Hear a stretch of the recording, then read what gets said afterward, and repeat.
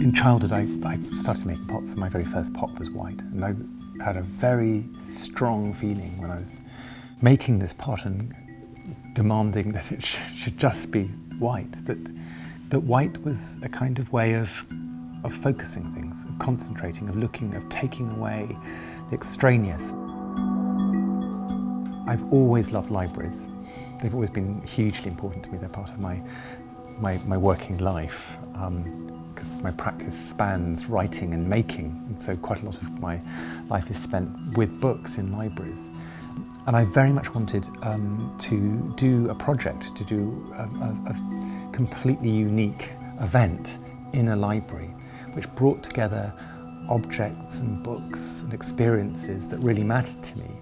As I was travelling all the way around the world, I kept thinking, what are the most special white objects in the world for me? What are the things that really are talismans, really kind of the touchstones of my feelings and thoughts about white? And I kept a kind of running list of things that I wanted to see together. I just wanted to see these unexpected objects together in a space.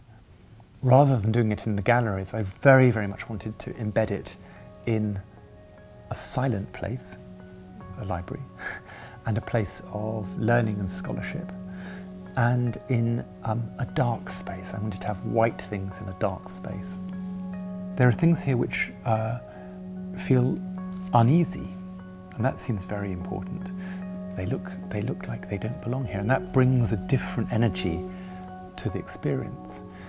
But at the heart of it are objects which sort of refract bits of the history of the place. The things that are here are things I've always loved. For instance, there's an amazing Morandi painting of 3 vessels, Malevich's famous white teapot, sculpture by Cy Twombly, Turner's palette, porcelain palette, this incredibly beautiful white palette with all his last swirling colours still on it, and photographs by Gary Fabian Miller, who's an artist I hugely admire. There's a very dark black vitrine called A Mind of Winter, which is a beautiful line of a poem by Wallace Stevens.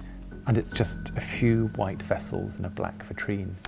And I wanted to make that because there's lots of poetry in this library, and I wanted to have, and poetry is very important to me, so I wanted to bring my own poem into this space.